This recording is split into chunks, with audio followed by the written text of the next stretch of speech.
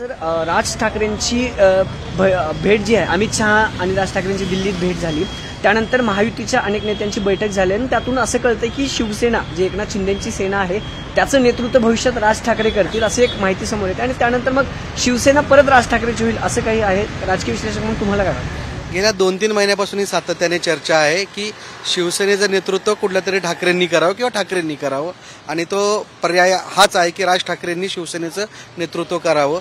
याबाबत गेली राजकीय वर्तुळात बरीच काही चर्चा सुरू आहे. पण मला असं वाटतं की राज ठाकरे शिवसेनेतून बाहेर पडले आणि त्यांनी स्वतःचा पक्ष स्थापन केला आहे. जो महाराष्ट्र नवनिर्माण पक्ष स्थापन केला तो त्यांच्या स्वतःचा आहे. त्याला कोणाचं बॅगेज नाही किंवा बाळासाहेब ठाकरेंचं बॅगेज नाही, प्रबोधनकारांचं बॅगेज नाही. तो पूर्ण केवळ आणि केवळ त्यांचा पक्ष आहे आणि हा आपला पक्ष सोडून देऊन पुन्हा एकदा बाळासाहेबांच्या शिवसेनेचं नेतृत्व ते करायला जातील का याबाबत मला शंका आहे. मात्र राजकारणात कुठली शक्यता नाकारता येत नाही. जर सत्ता त्यांना मिळत असेल आणि आता एक्झिस्टिंग त्यांची जी संघटना आहे त्यात जर ती यशस्वीपणे मर्ज होत असेल तर तो सर्वस्वी निर्णय राज ठाकरेवर राहील आणि ते घेतील का पण याबाबत मला शंका आहे ते असा निर्णय घेतील याबाबत. पण सर असं झालं तर शिवसेना पुन्हा ठाकरेंचीच होईल का?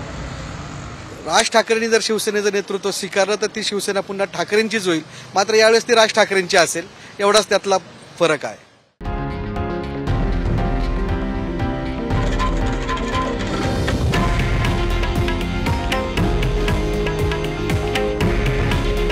हे आहे देशातील नंबर 1 न्यूज नेटवर्क आणि आपण पाहत आहात TV9 मराठी. काळजी तुमची, हित महाराष्ट्राचं.